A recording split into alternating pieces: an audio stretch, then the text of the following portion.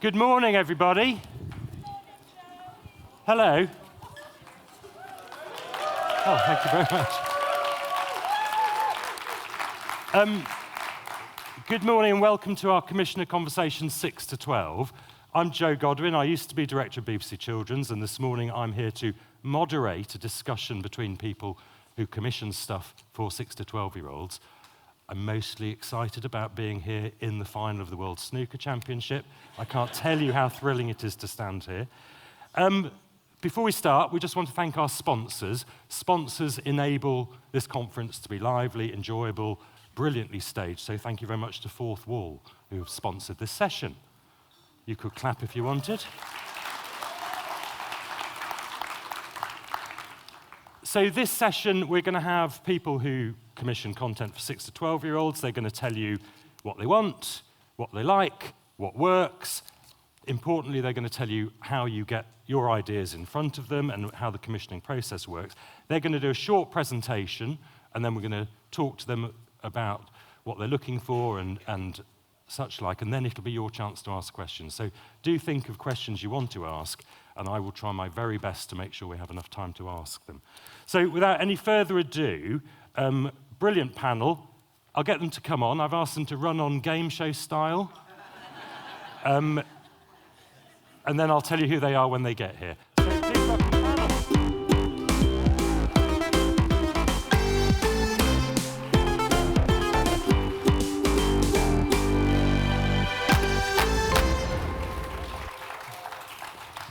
Hello, everyone. So welcome to our esteemed panel. You can see their names up there, but that's not the order they're sitting in, just to confuse people. So we have Sarah Muller from CBBC, we have Chris Rose from Paramount, we have Paul Mortimer from ITV, and we have Ian France from Sky Kids. Welcome. So, as I say, they're going to do a presentation for you. They've been asked to speak for no more than 5 minutes. I'm going to probably interrupt them if they go on too long. I hope you don't mind, but that's so that we make sure we've got time for questions at the end. I'll try not to interrupt mid-sentence, but if you could try and stick to time, Sarah, please. So, each panellist is going to give their presentation. Our first panellist is Sarah Muller, Head of Commissioning and Acquisitions at CBBC. Thank you, Joe.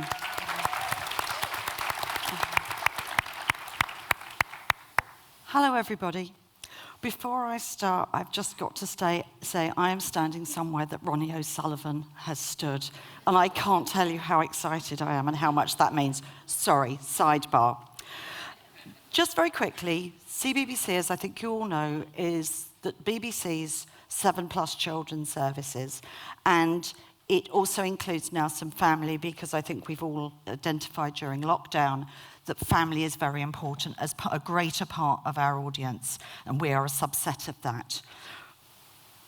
The thing is, I'd like to go off-piste a little bit today and address some other issues that I think are important to this audience. So I'm going to say to you, I'm really sorry if you wanted specific information, but it's all on our commissioning website. The commissioning briefing from this year is there. It will tell you exactly what we're looking for and what slots we have and how it works.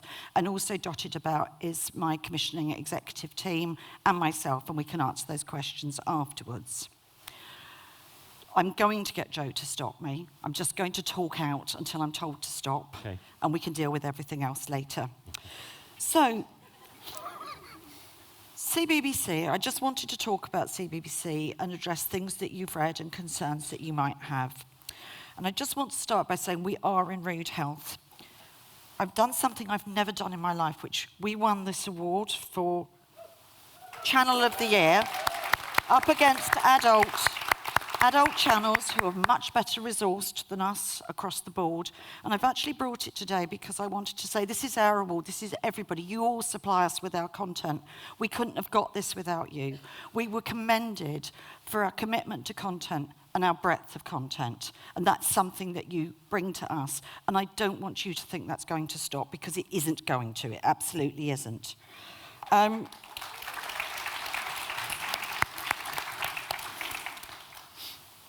We all know, this is not a secret or surprise or anything new for 2022 CMC, that children, our audience, are the most sophisticated, most informed children's audience of all time. They have so much choice, and it's an honour to be part of that.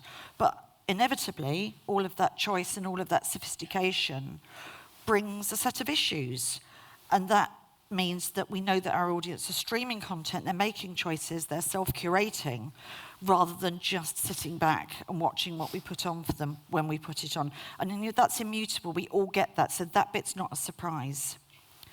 I will say, though, that as we are attempting to be more strategic in our approach to our audience and really think about what they want instead of making choices and decisions based on what they think they want, we are actually noticing some changes in the direction of travel on the channel. So it's worth noting that it's not all over yet. So I just want to be really clear here. For 3 years, nothing's going to happen at all, except we're going to have a laser focus on securing the very best content, and the search for that will continue unabated. It could be up to 6 years, but this will all be dictated by when enough children are on digital platforms. We don't intend to leave any children behind. I know that's a difficult thing to say, and there is going to be a lot of thinking required, and a lot of very clever people will be putting their minds to how that's going to work. And I'm afraid we are going to need help from the government in terms of broadband rollout in more remote areas, and they're a bit busy at the moment, so I'm not entirely sure what that will look like. I just want to tell you that there is not going to be any fall in hours. Our commitment to our audience and to the production base in this country is unabated, and there'll be no fall in our investment or budget either. If anything, if we have our way and things go to plan, content will become a supercharged priority, and we'll be looking at clever ways to make more strategic partnerships, smart thinking, in the endeavour to enrich the offering and offer the best value for money. On which note, I just wanted to talk about animation as well. How am I doing? You've got a minute left. Okay, quickly. Just want to talk about Ignite. Animation is terribly important. Animation has been brought into the fold, the production fold, in a way that it wasn't before. It was dealt with as an adjunct, and that hasn't been fair or representative of the industry in this country. Ignite is important because I know I've heard people have been saying things. I just want you to understand what a wonderful egalitarian process it's been. 1,000 ideas, currently down to 9, full script, of which so many of those people of that group, almost 100%, are all first-timers or first-timers with the BBC. We've got one of the world's top writers for games working with a guy who's just graduated. We've got one of the top animated writers in the world working with someone who's come up with a really complicated idea. We'll be in a position to share some of the stories with you later in the year, and honestly, it's just a lovely thing, and I'm honoured to be able to be part of it. I also want to be clear, because I think certain things have been said, that we do look to take 50% of the rights in recognition of it being a co-development process, which we are all heavily committed to, both in terms of money and in time. And our duty isn't just to, we do all have to remember this, our duty is also to the licence fee payer and the audience, so we must secure the best value for money when it comes to looking at our time. I've finished.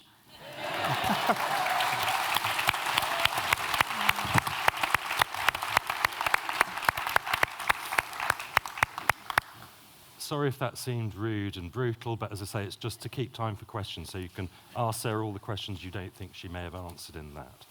So, thank you, Sarah. So our next speaker is Chris Rose. Do you want the sizzle? Oh, sizzle, please. Do you want the sizzle, Jackie? It's once upon. Oh, go on. Oh, you! Your tie, but never mind. Wake up, will ya? My life is full of fortune, got that level of fame where they clap and they cheer as they call out my name. I don't have to compete with nobody else but me.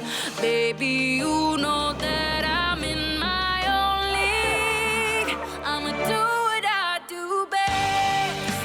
You know it's no contest. I'll stay in my own lane. I'm the best at my own game. I'ma do what I do best. You know it's no contest. I'll stay in was just a boy who licked stuff. Now, I'm a legend.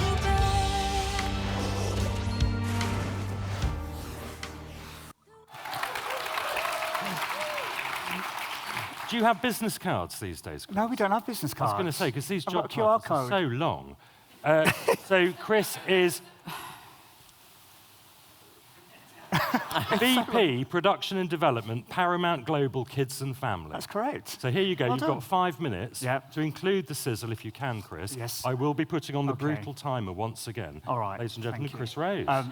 Hello, everyone. Good morning. Now, if the breaking news jingle goes off during this, we will stop for a little celebration.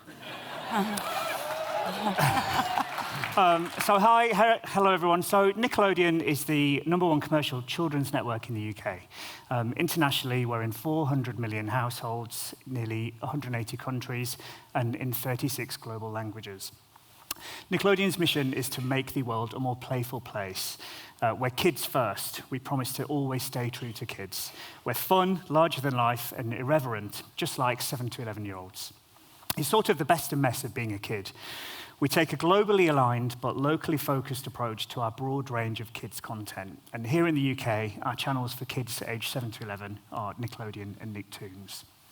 Just 2 weeks ago, we launched Paramount Plus here in the UK. The platform is for the whole household with favourite titles that kids of all ages know and love from Nickelodeon, such as Loud House, SpongeBob, and Henry Danger, as well as exclusive access to loads of brand new originals, including Big Nate, Fairly Odd Parents, Fairly Odd, Rugrats, and SpongeBob prequel Camp Coral, as well as new iCarly for those adults who are kids at heart.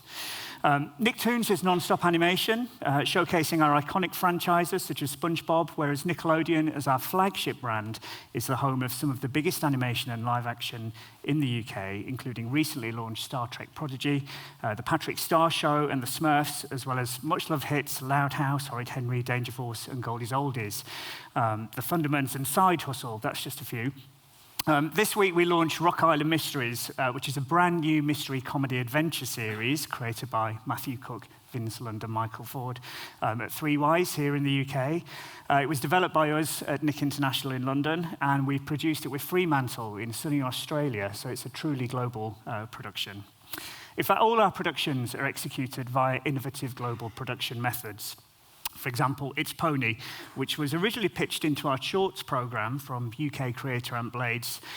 We produced 2 series of this with Blue Zoo, and we're currently in production on a new series called The Twisted Timeline of Sammy and Raj with our partners in India. It's a new comedy animation about 2 cousins who can pause, fast forward, and rewind time using an app on their phone.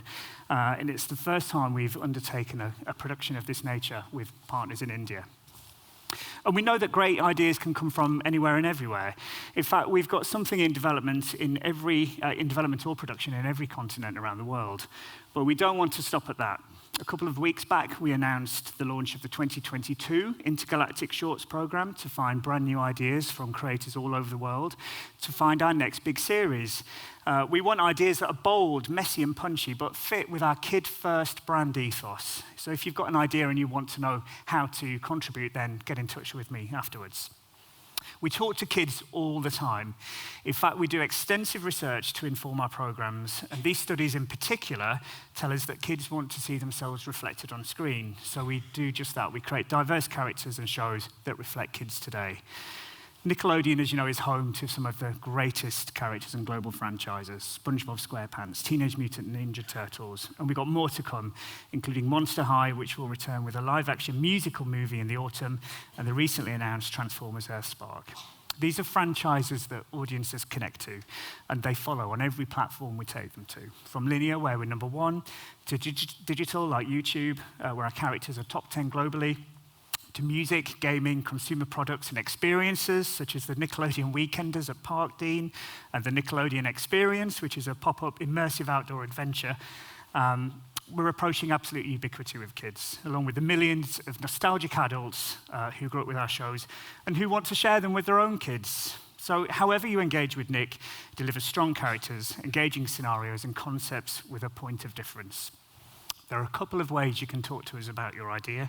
If it's something that you've already done and you've done some development for, and maybe you have some interest already, you can talk to the acquisitions team by emailing the address on the screen.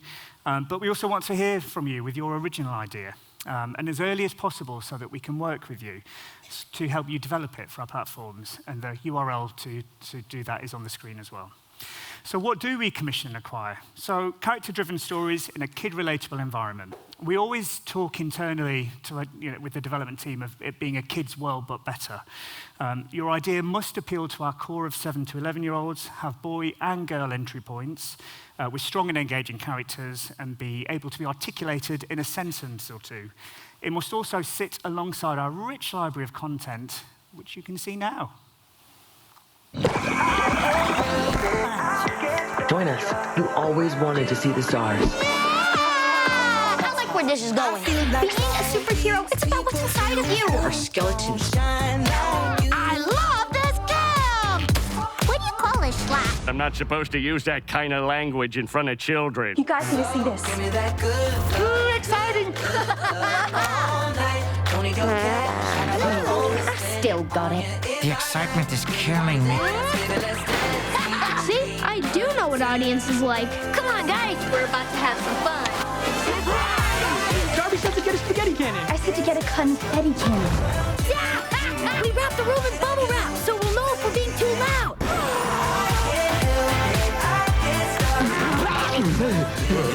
Tickles. Saddle up. It's going down. Everybody strap in! We make a good team. Looking good. Go fast. Want to hug it out?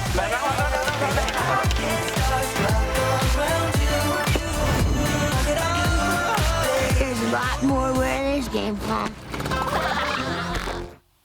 Very good. Excellent.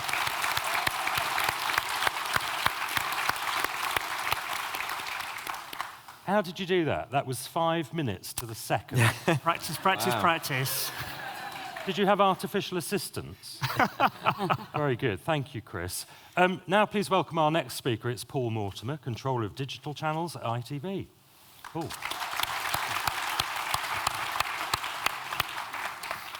Thank you. Nice to be here. Nice to see everyone. I've actually got a new title. When you made the gag about the longest titles in television, I thought you were warming up for mine.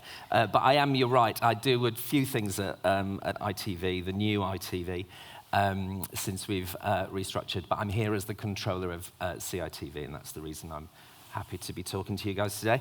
A few of my team are here. You'll probably know Darren Narty, who is head of kids acquisitions. He's here today. Simon Tompkins, who is effectively the head of program planning for CITV and a couple of our other digital channels as well. A bit about CITV, briefly. It's been around long enough, so I think you might know exactly what we are, what we stand for. We've been around almost 40 years, and of course we're a free-to-air channel, as well as we talk about channels. And actually, when I talked about the restructure of ITV, I now work in what is called the M&E division. M&E stands for Media and Entertainment. I used to be in the broadcast division, but we're not allowed to say the word broadcast anymore. It's a bit passé. So we are still a channel. Thankfully, but we are also making our content increasingly more available on our streaming service, which at the moment is the ITV Hub. Not the best experience, actually, as if you've used it. I don't know how the kids get on with it, but the grown-ups have trouble. But there's good news. There's good news. There's good news on that front. Our audience is.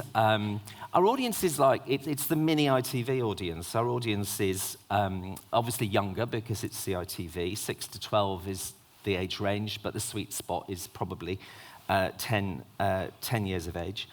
We're a very regional business at ITV, very UK-centric, and we're very strong with our kids offer in the same regions as we are with the bigger offer across ITV. So we're big in Scotland, for example, the North East, we do very well, the central region. So as I say, our audience is more likely to be boys than girls. I think we've just found a little niche in the kids space, which is a counterpoint to what CBBC do. so brilliantly, and what some of the bigger, more global players do. So, 10-year-old boy from, Newcastle or Glasgow or maybe even Sheffield. Our content is entertainment-led. ITV is a very entertainment-focused business. CITV is a place where we like to be a little bit cheekier than some of our competitors, a bit more irreverent. It's not like everything we do is laid-back comedy and ends. We do factual. We've done some really good new factual in the last couple of years, but at the heart of it, there'll be humour. If we're doing if there's a science message to get across, we'll do it with a funny comedy vignette and some kind of exploding experiment at the centre of it. It's a mix, as it always has been, of original content and acquired content, of live action and animation. Some of our big shows, one of my favourite, I have to say, my favourite show on CITV, I'm going to call it now, is The Rubbish World of Dave Spud. It is a wonderful animated series from Illuminated Pictures. It is the RTS winner for Best Children's Programme this year, which we're very, very proud of. And it represents the audience, albeit, he's an animated young lad, is Dave Spud, but he's very representative of our audience. He's got a bit of a tough life. He lives in a tenement block. He's got a blended family, and life is quite hard for him, but he's got a brilliantly vivid imagination that takes him into all manner of interesting worlds. And it's a very good example of a show that I think lands perfectly on CITV. It's a show that we obviously have a lot of editorial input into because we majority fund it. And it's things like this that are making the difference, I think, for us at the moment in terms of just trying to create our own identity in what is becoming a very increasingly overcrowded kids space. I see Jackie Edwards sitting here, Dame Jackie Edwards. Jackie spearheaded the Young Audiences Content Fund, and I know there's been separate sessions about it here, and the future of it is looking increasingly uncertain. The pilot scheme went, I thought, incredibly well. We benefited from that as a free-to-air broadcaster. Some of you guys as suppliers, producers would have also benefited. And the audience absolutely and 100% genuinely benefited from it. We were able on CITV to get back into live action scripted content. It was a game changer for us. That was with a show called Ted's Top 10. We brought How back, which even I can remember, Fred Dinage. And another lovely show, a make-and-do show called Make Away, Take Away. These are returning shows, by the way, as well. So, they did so well. They all landed well, our Young Audiences Content Fund programs. Are you going to wind me up? I was just going to walk slowly towards you. Okay.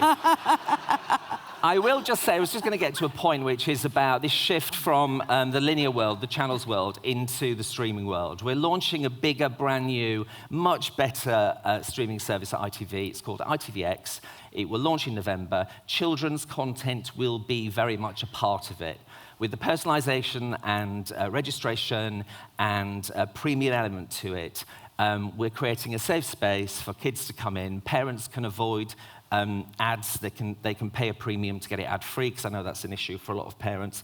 But it's a new world, and opportunities for you guys exist. We're still open for business. We want on-demand content first. The channel's not going anywhere, but we know that the audience has moved online. We need to follow them online. We're a bit late to the party at ITV. Apologies, but we will get there. Thank you very much. Anastasia? How are you feeling about this mission? Very nervous, but I'm ready for anything, and I'm very prepared. Here we go! Ta-da! Relax, I've got it all worked out. We got the key! Go, go, go, go!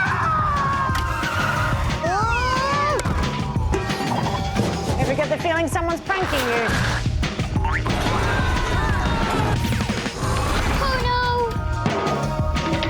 We lost them! What? Coming? No pushing yet! I'm not very good at heights. Get on with it. Oh, okay. Well, I'll see what I can do. Oh, I love this bit. Yes! I don't know what it is, but it's splendid! It was amazing! And that, my friends, is how it's done.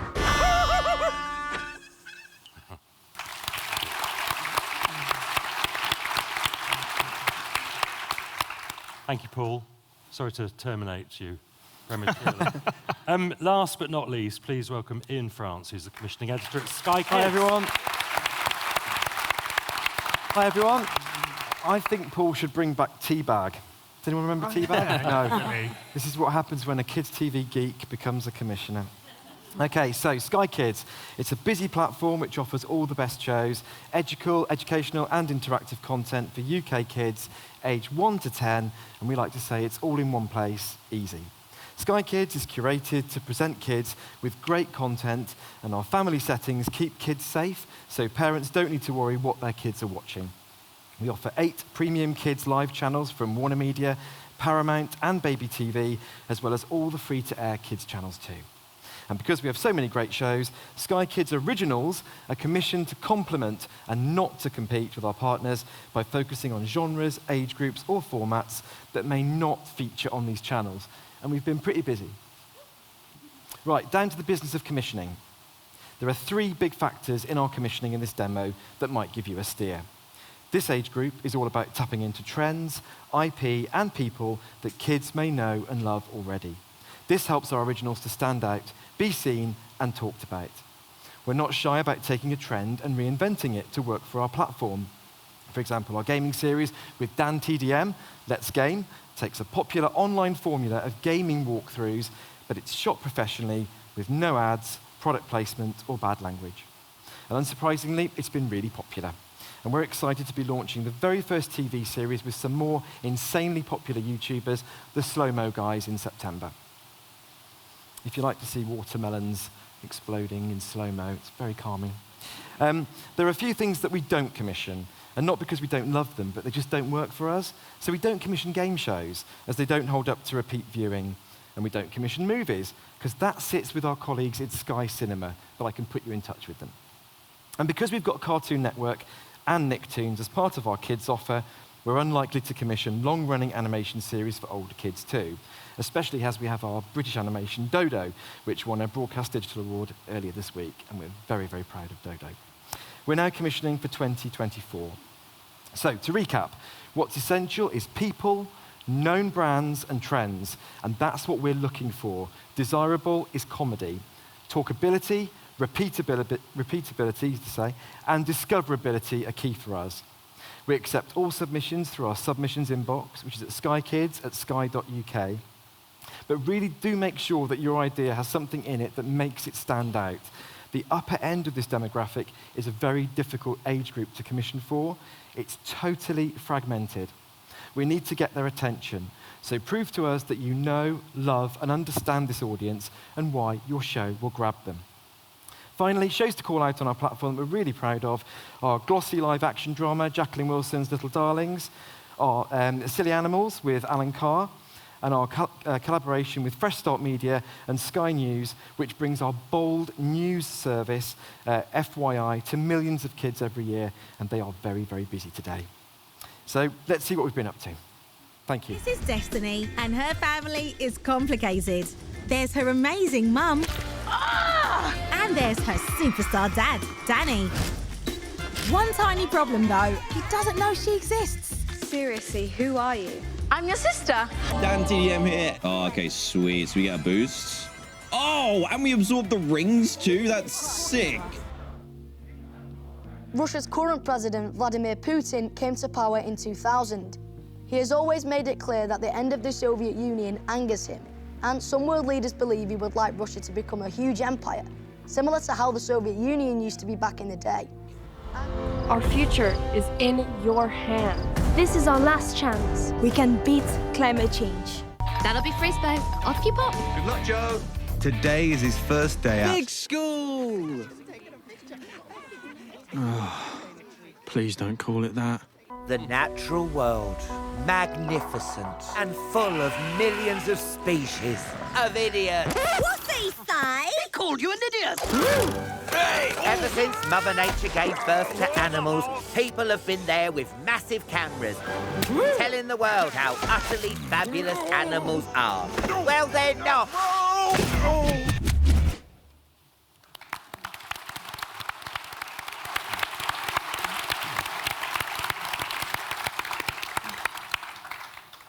Thank you, Ian. You used a minute less than you were allocated, so.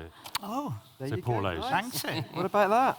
I'm going to ask these guys a few questions, but inevitably I won't ask all the questions you want asking, and they won't have answered them all. So think of questions you do want to ask, and we'll leave time at the end both to ask questions here and online, I think. So that's the plan. Some of you touched on this, and Paul talked about it, but I'd just like to, because this is meant to be a practical and instructive session, you're meant to be able to leave this room knowing exactly how to get a commission from these people. So to be practical and instructive, it would be good to talk about what defines what you're looking for. Why is what you do different to the other channels, although I think channels may be a dirty word now. And Paul touched on this a bit, but Ian, could you talk about what makes what you're looking for different from what other people are looking for? What works for you? Yeah, I think that exactly everything I've just been saying in my little presentation there is the fact that it is very difficult to commission in this age group. What's worked for us is taking people that children have seen, and perhaps over the pandemic, they've all been watching a lot more content, and they've been trusting a lot more people, I think, perhaps on YouTube or in other areas. And what we found is if you take those people that they trust and they love, and then making shows where they feature, then I think that that's something that's worked really well for us. So I did mention that, Let's Game, and gaming has been something that's been really, really popular, in our commissioning. Because I think we're dealing with lots of children now in this age group, the upper end largely, that are in fan bases. And I've been thinking about this a lot recently, where, during the pandemic, they've relied on media to be their friend and to be their, support. And I think that, so fan bases have really grown, and you've got children that are kind of, in this talk today, 6, who, they still love watching, Peter Rabbit and those sort of shows. And the older ones, as we were saying, every age up to 12, so 6, 7, 8, 9, 10, 11, 12, they all want different things, and it's a really interesting thing. So I think, to answer your question, known IP, the things they really trust, like Tom Gates, gaming, YouTubers they trust and love and they've been watching during the pandemic. These sort of things that we're commissioning into, and trends have been really popular for us, and I think that's what makes us different. And Chris, what defines what you're looking for? And related to that, how do you compete with, if you look at the time spent figures for kids with YouTube and TikTok, to somebody who remembers the old world of broadcasting, it's quite scary. How do you compete with that? Well, Nickelodeon is on all the platforms that kids can access. So we're there. There is content. We've been speaking a lot and hearing a lot of the metaverse in the last few days. So there's content there from the franchises, from the characters. So whether it's a device in their hand or on the screen, lots of co-viewing, lots of singular viewing going on. And we create content that appeals to kids and their families and whoever is watching. And as we're creating that content, the thing that we look to differentiate Nickelodeon's content from our competitors are broad stories. So stories that have broad appeal will appeal to 7, 8, 9, 10-year-olds and their siblings. Simple stories, so simple stories that always end at the end of the episode and then start again at the next episode. So there's repeatability and accessibility. And all our characters have a strong emotional bond with each other in the story, but also with the audience. SpongeBob is it's the best example of it on Nickelodeon. It's a hugely relatable show with hugely relatable characters that have now spun off into their own shows. So they're the 3 kind of pillars that we look to every time we are starting to develop these programs. And as I said, we do audience research and testing with these shows in development. So if it's not quite hitting those marks, it allows us to take the learnings from that, go away and do some further development to make sure that when it hits the air, we're engaging with the audience appropriately. Okay. And Sarah, how does CBBC compete with all the other potential calls on kids' eyeballs? I think everybody would sum this up with the same answer. We just strive for excellence. And I think for us, it's always going to be about stories and great relatable characters, which is what Chris has said. And that is applied across everything from our factual content to our dramas. It's being interesting. It's showing different ways of looking at the world. It's just drawing the audience in. So I always come back to that, but I'm a storyteller, so I guess I would say that. So that's definitely our way in. The constant search for new talent, new ideas, new voices is very important to us, and it's something I think we are actually quite good at. You know very well that we have all these systems in place, these mechanisms, which means we can go out and find new people to work with. Because I think that's the thing that as an audience we have to challenge, and I expect this has come up in other sessions, in that if only a narrow handful of voices tell the stories and bring the ideas, then we're only ever going to reach a small portion of the audience. And I guess that's what YouTube do so well, everybody can see themselves. So the relentless search for new ideas, talent and voices is how I define what we're trying to do differently. Okay. Paul, you said broadcast was a word you shouldn't really be using. Do you think we're going to see the end of channels? We're already seeing the end of channels, aren't we? It's almost inevitable. And the younger the audience is, the more propensity they've got, and the more choice they've got, actually, to go and find the content they're looking for on their own terms and in their own time. So, you know, it's great that all of us have got an online content offer as well as a channels offer. But there will come a point when there are very few channels, and the channels that exist will be doing the things that linear works best for, which is live news, live sport, events, that kind of thing.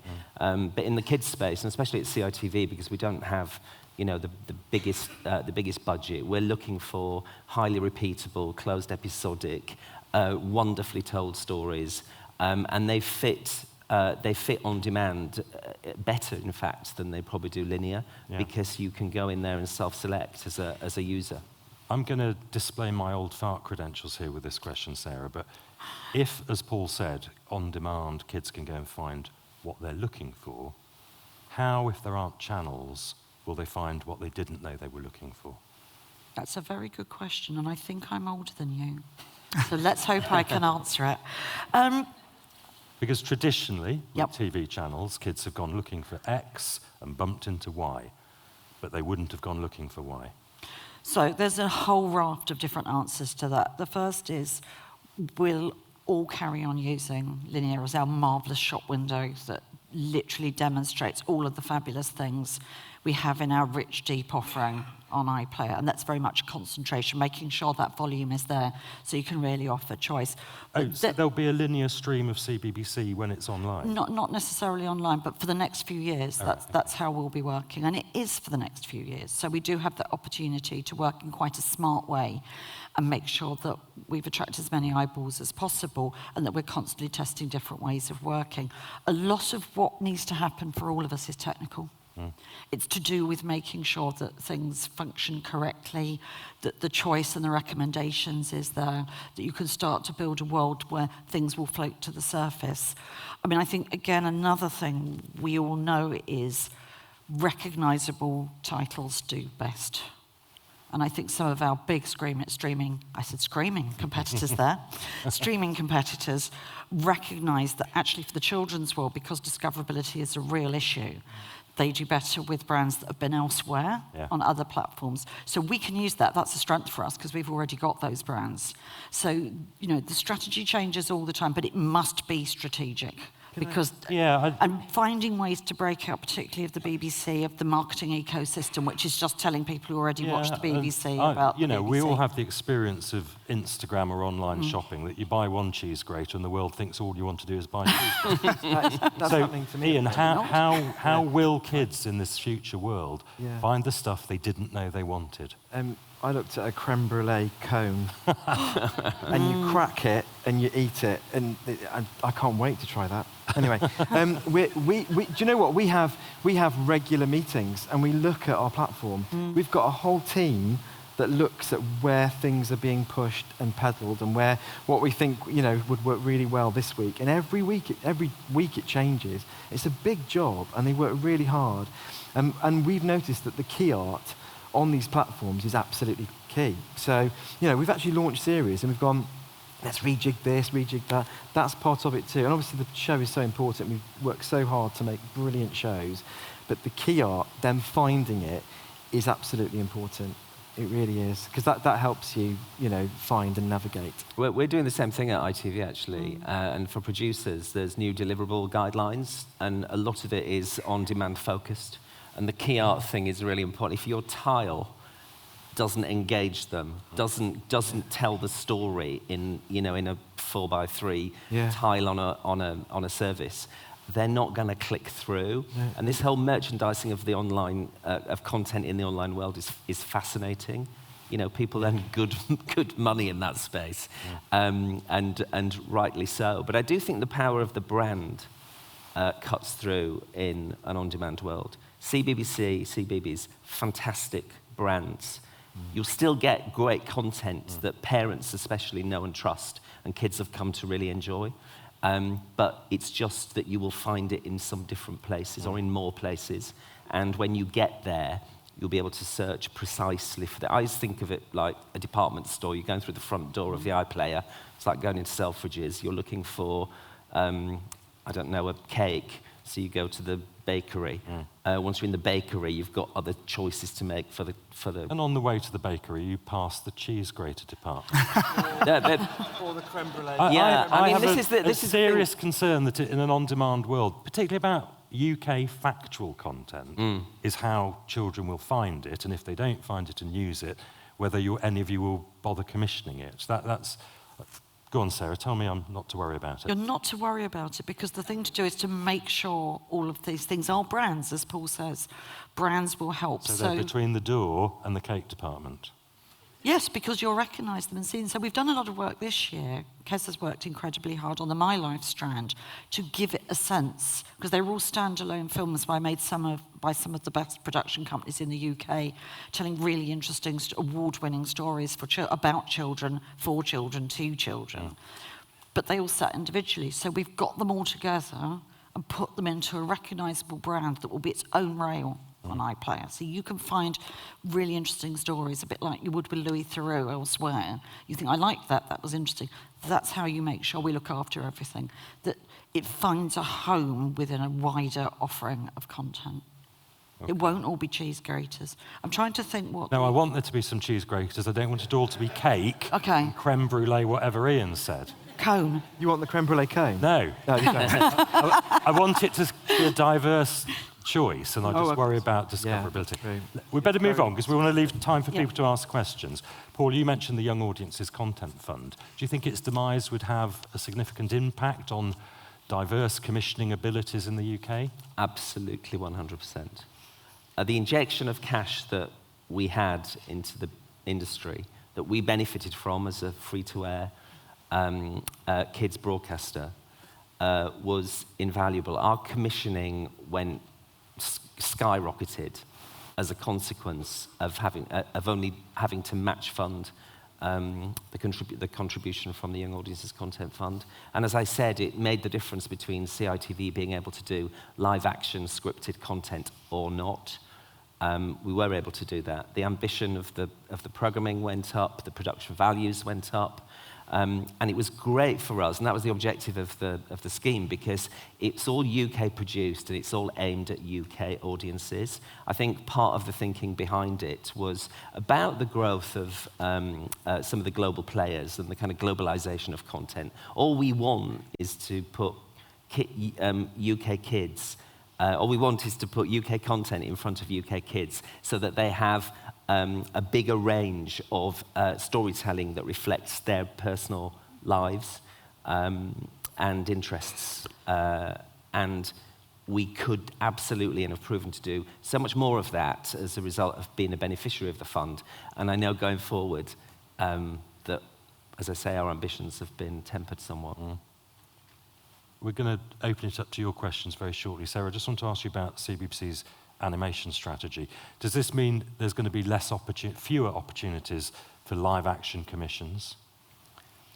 It's just a different, fairer mix that represents the landscape in the children's production industry in this country and brings animation properly to the table with a seat, but also reflects what the audience are interested in. And you can do some wonderful things, and we have done with animation. You can tell all sorts of reflective stories. I know we were always saying we want fast, character-driven 2D comedy and this and that, and things that will make children lean in and laugh, but also you can use it very beautifully, and we will all have examples of different types of storytelling that we've done and how we bring children in. So I don't think anyone's to worry, because I think it will run alongside and form part of everything we're doing. It's still storytelling. Yeah. You know, it's still bringing characters and story to children.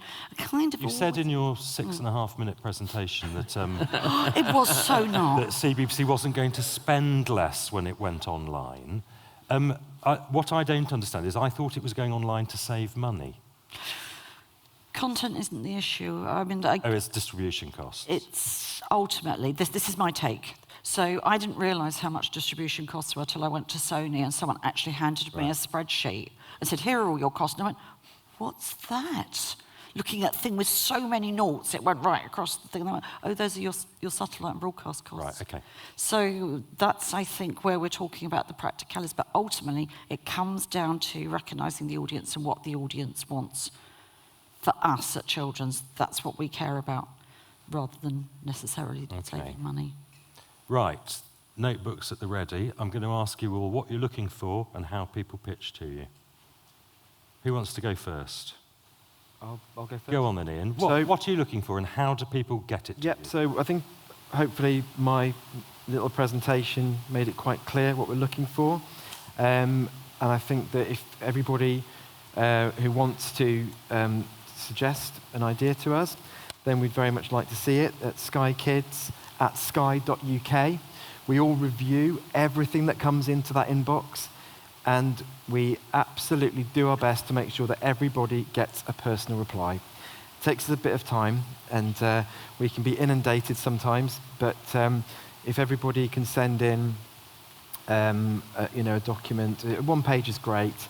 I think one of the things that makes a big difference when you're sending in your ideas is that really see how a full series would work.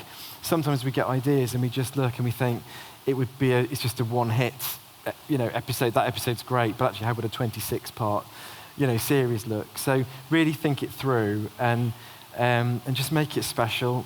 Think about what we've been talking today about the demographics. Like every child is different, and why is that specific child going to watch your idea? Don't just generically say, 6 to 9s. Okay. Thank you. Thank you there. Paul, what are you looking for and how do people get it to you? They can get it to us via itv.com. We've got commissioners' pages behind that website address.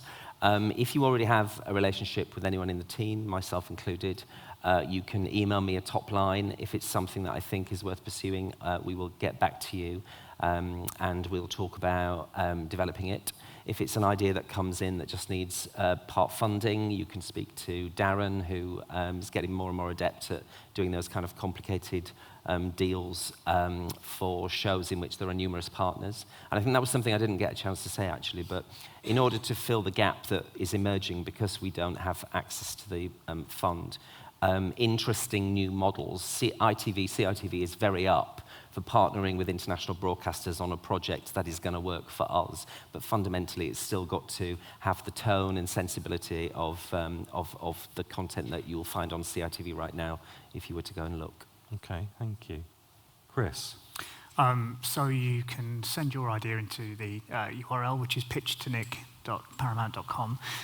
We're looking for strong ideas that will fit with our legacy characters. If you have access to known IP, so if you have a book or you think actually there's a classic Nickelodeon brand that they may not be redeveloping. We'd love to hear from you because there might be an opportunity to become involved in that. Look to games, look to any existing known IP, but we're also complementing that obviously with originals. We have a strong history of nurturing and developing new talent at Nickelodeon. And we're certainly doing that now with the launch of our shorts program for animation, where we intend to find our next new series. And in terms of live action, you know the live action that works well on Nickelodeon. There's a certain style of it that is produced from the US pipeline, and then we don't want to reproduce that, so we complement that here in the international territories. So that's why we're able to shoot Rock Island Mysteries, which really brings the beautiful scenery and landscapes of Australia to the Nickelodeon audience. And we produce Goldie's Oldies here in the UK as well. So we will be looking to do something different, but within the same tonality as the US live action content. Okay, thank you, Chris. Sarah?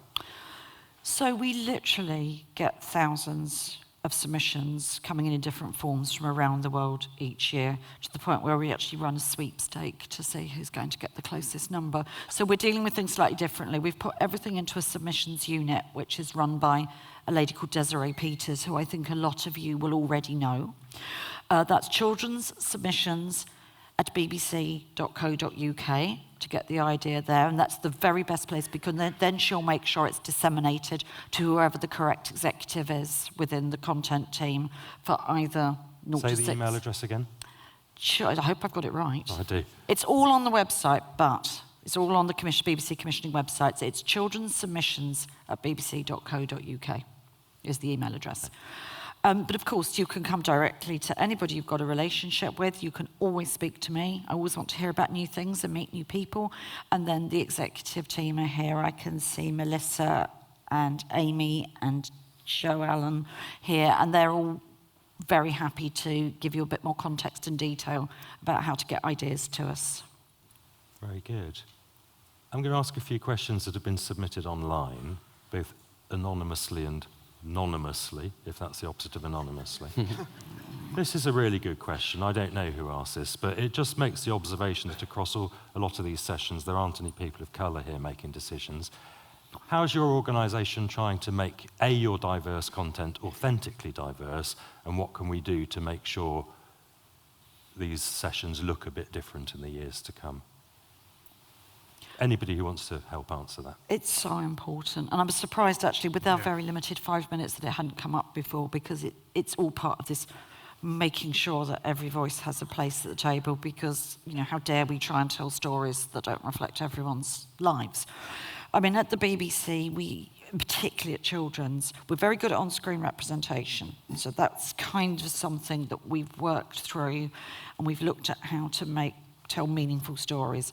What we all need to do is get more exciting, new, young talent into the team, which is how eventually it trickles through to having the trust to be able to address an audience of your peers at CMC. So we've done a number of things. There are mentoring programs. There is an apprenticeship scheme. We have rearranged our department to allow there to be more opportunities for younger people, so that's a different route in. And we're always thinking about how that's going to work. How can we bring more people in? How can we start people on the journey that get them to where we're sitting so they can have the conversations? Okay. We have a diversity fund to help companies take on new talent, find new talent in new roles, and we're also mandating 20% behind camera representation of a number of groups. It's the same with Paramount. Yeah. You know, we're doing all of this. We're actually going into schools and colleges now to show people that there are opportunities for them, you know, in underrepresented backgrounds from all over the country. It's so important to absolutely everything we do. But it has been disappointing, I think, on the panels. Yeah, I agree. We have targets, and if targets aren't met, the commission won't happen. You know, we've been working really hard at Sky Kids to make sure this happens, and Little Darlings was an amazing project. We were so happy with that, the way that worked, and that will be, you know, bedrock for future productions as well that we do. But we have targets, and we're very strong about that as well. We want to make sure that it's you know, with every show we commission. Everyone's looking because a red light has appeared on there. What does that mean? Yeah. We haven't got long left. Yeah, but I think the proof of the diversity pudding will be in the representation on these panels in future. We just all have got to do so much more. The people making the choosing decisions have got to reflect the audience better. Here's a good question from Barry. What show that someone else on the panel has commissioned do you wish you had? Ooh. Can I go first? Yep. So, you know, earlier on I said about the geek thing, before the creme brulee thing. It's got to be Ghostbusters, right? Did you hear that Ghostbusters is going? Is that why is everyone looking at me like that? what show we want that somebody else has got? Is that right? Ghostbusters on Netflix. All right, okay. Yeah, Good. I used to love Ghostbusters. That's the right answer, right? Yeah. Where's an answer? Slightly confused. There's no wrong answers. Anyone else got a competitor show they wish Horrible they... Histories. I think Horrible Histories is perfect, and there's so much Nickelodeon DNA running through Horrible Histories. I'd love that. Thanks, Sarah. See, and I'd like SpongeBob. Because it's just so joyful and full of optimism. So maybe we could we'll just do a deal behind the... You heard it here first, SpongeBob on the way to the BBC. Now, do we have some questions here? We've got 3 or 4 minutes left, which isn't long. So I don't know whether the lights come up or microphones appear or I've got it all terribly wrong. Has anybody here got a question for anyone on the panel? Someone over there. Hi, everyone. Tim Bain. Hang on, wait for a microphone. Hi, Tim. I'm Australian, I can project. No, but wait for a microphone. There's people online who won't be able to hear. So Hello. say who you are and then what you want to ask. Hi, everyone. Tim Bain. I'm a writer, creator, producer, and I've worked on shows for all you guys. I just wanted to say how wonderful it is to see commissioners talking passionately about making great British TV for British kids and paying us to make it as well. So thank you so much. Oh, Tim. Good. Thanks, Tim. Not so much a question, but very welcome. Does anyone have a question? Wave your arms, because my peripheral vision is disintegrating. Over there. One there. There's over here, the microphone's coming. Say who you are if you're able to. Hello, Julian Bashford. A quick question about Nickelodeon Paramount. We haven't really talked about Paramount here and what you're interested in Paramount versus Nickelodeon versus Nick Jr. So obviously Paramount is the parent company, so Nickelodeon is one of the legacy brands within Paramount. Both of them are iconic brands, both of them been around for decades. Nickelodeon is a much-loved brand that encompasses many different aspects of kids' lives. It's a linear channel, it's a part of Paramount Plus. We, as I mentioned in my talk, we have actual physical live events. So Nickelodeon is a brand that is much loved, is not going anywhere. We're still making content for Nickelodeon. We're making content for Paramount Plus. We have Milkshake in the UK, so we have a large kid entry point in the UK. Talk about Milkshake. We talked about well, young Louise audiences. talked about Milkshake yesterday. Young Audiences Yeah, Content that's Fund. for Does that mean Milkshake will not be able to commission any live action stuff if That's YCF for Louise goes? to talk about. And they did a preschool session yesterday, but they did benefit hugely from the Young Audiences Content Fund. Okay.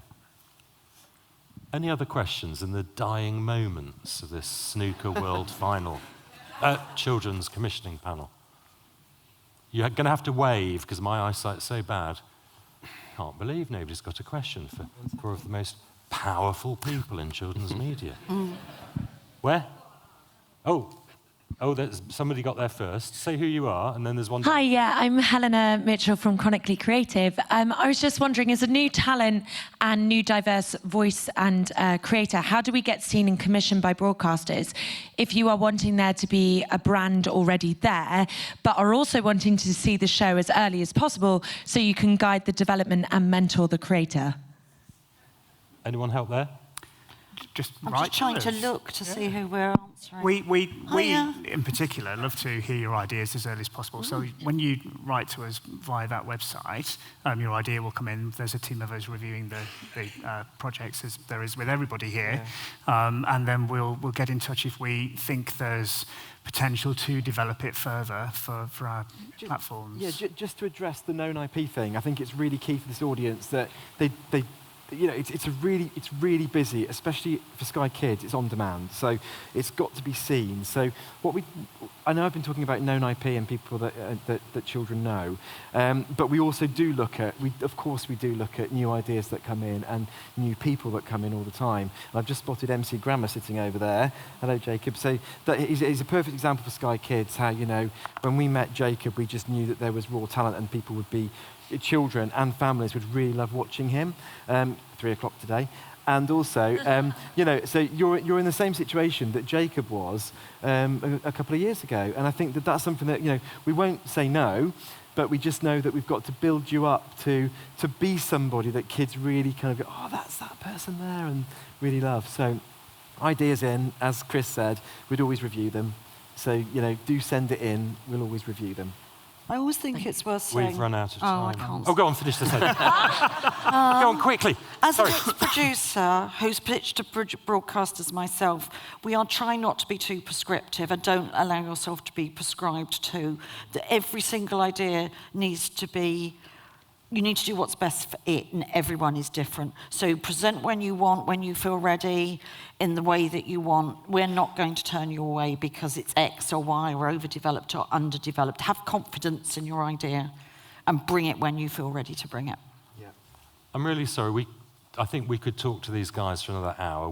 There isn't another hour, so I suggest you grab them and carry on the conversation over lunch. Thank you to our sponsor, Fourth Wall, yet again, for enabling us to do this great session. Thanks to this brilliant panel. Thanks to those of you who asked questions. So Ian, Paul, Chris, Sarah, thank you very much for being so open with us. Thank you, Joe. So, and do carry on the conversation out and about. So the next thing in here is Understanding Kids in the Metaverse at 12:30. And lunch bags sponsored by Jetpack are available in the foyer. Thank you so much.